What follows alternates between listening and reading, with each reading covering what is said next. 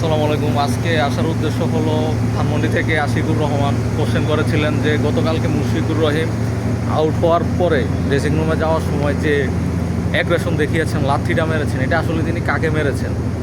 এখন এটা আসলে বলা যায় দর্শকদের সমালোচনা সহ্য করতে না পেরে মুশফিকুর রহিম তিনি কিন্তু অনেক ক্রিটিসিজমের শিকার হয়েছেন। আপনারা জানেন he is been here for very long time এবং 16,000 রান ইন্টারন্যাশনাল ক্রিকেট, এটা কোনো সাধারণ চারটিখানি কথা না।